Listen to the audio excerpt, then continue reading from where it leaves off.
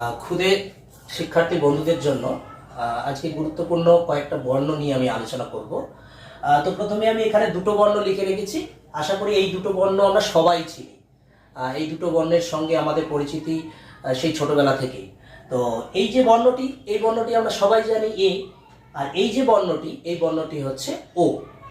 তো এই দুটো বর্ণ আবার, এই দুটো বর্ণর অনুরূপ আবার আরো দুটো বর্ণ আমরা কিন্তু দেখে থাকি। সেটা কি? যেমন ধরো এই যে বর্ণটা, এই বর্ণটা ঠিক লিখলাম আমি আবার একবার। এই বর্ণটা ঠিক ওপরে যদি আমরা এটা দিয়ে দিই, বা এই যে মাত্রাটা আমরা যদি দিয়ে দিই, এটা একটা মাত্রা, তখন কিন্তু এই বর্ণটা পাল্টে যাবে। তখন কিন্তু আর এ রূপে থাকবে না, তখন কিন্তু তাকে এ বলা যাবে না। তখন তাকে আমরা কি বলবো? তখন আমরা তাকে বলবো তয়ের ফলা। তাই তো? তার মানে এখানে দুটি বর্ণের সমাবেশ কিন্তু দেখা গেল। সেটা কি? একটা হলো ত, আর একটা হলো কি র।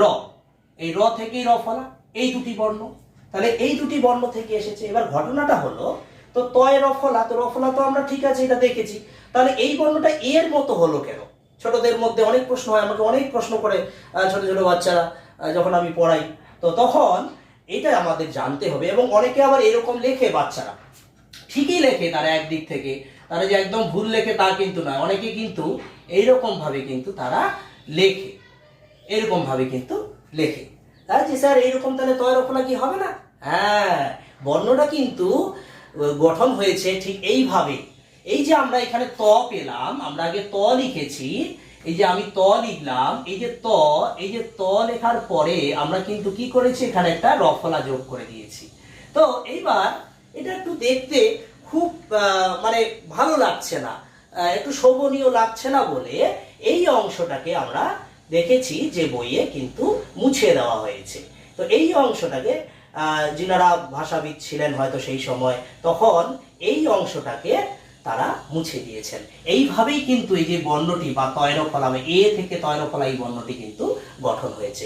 সুন্দরভাবে আমরা লিখতেই পারি। তাহলে এরকম করে ত লিখব, তারপরে আমরা এইভাবে যদি দিই, তাহলে কিন্তু এটা তয়রফলা। তো তয়রফলার এই অংশটাকে শুধু মুছে দেওয়া হয়েছে। এই অংশটা মুছে দিলেই কিন্তু আমরা দেখতে পাচ্ছি এর মতো রূপ ধারণ করছে, অর্থাৎ এটাই হচ্ছে তয়রফলা। তো এইভাবে এই বর্ণটি কিন্তু গঠন হয়েছে। ঠিক তেমন এই যে বর্ণটি ও, এই যে ও বর্ণটি, ও বর্ণের ক্ষেত্রেও কিন্তু তাই। যদি আমরা এই বর্ণটির ঠিক ওপরে আমরা একটা মাত্রা যোগ করে দিই, তখন কিন্তু এই বর্ণকে আমরা কি বলবো? তখন কিন্তু এই বর্ণকে আমরা বলবো তয়ে ত। তার মানে এখানে তখন দুটি বর্ণের সমাবেশ আমরা দেখতে পাবো।